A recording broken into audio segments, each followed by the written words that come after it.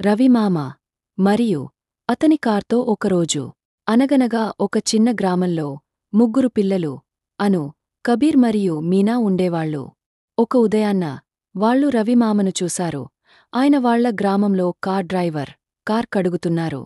Hello రవిమామ అని వాళ్ళు కేకలేశారు. Hello మిత్రులారా అని చిరునవ్వుతో పలకరించారు. ఈరోజు మీకు కార్ల గురించి తెలుసుకోవాలని ఉందా? పిల్లలు ఆతృతగా అవును అంటారు. ఆయన కార్ గురించి చెబుతూ ప్రారంభించారు. ముందుగా ప్రతి ఉదయం కార్ను కడిగి శుభ్రం చేసుకుని మెరుపుని ఉంచుతాం. పిల్లలు రవిమామని ఎంతో ఆసక్తిగా చూస్తున్నారు.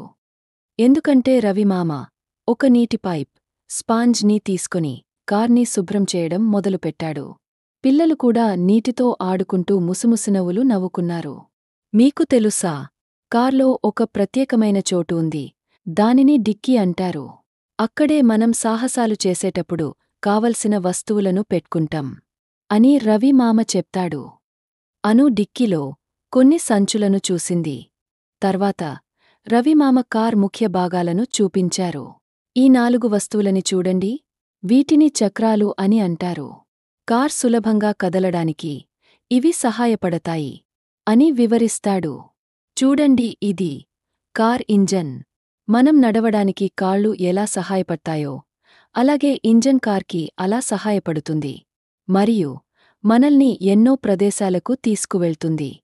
ఇప్పుడు మనం కార్ ఇంజన్ శబ్దం విందాం.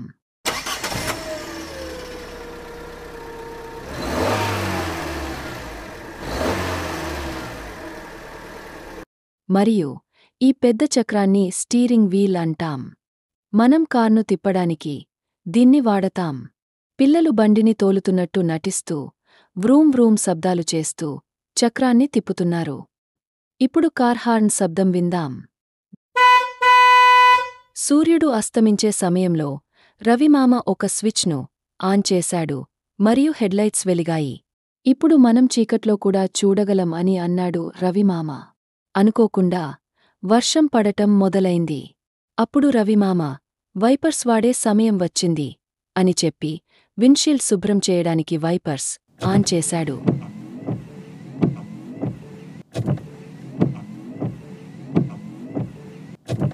పిల్లలు వైపర్స్ కదలికలను చూసి ఆశ్చర్యపోతారు.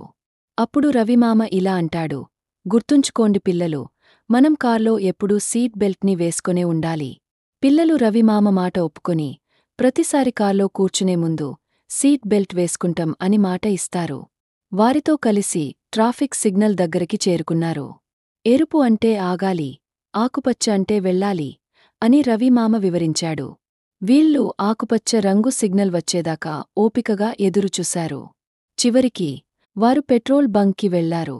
రవిమామ కార్లో పెట్రోల్ నింపుతుండగా పిల్లలు ఆశ్చర్యంతో చూశారు. పెట్రోల్ నింపిన కార్తో వారు ఇంటికి తిరిగి వెళ్లారు.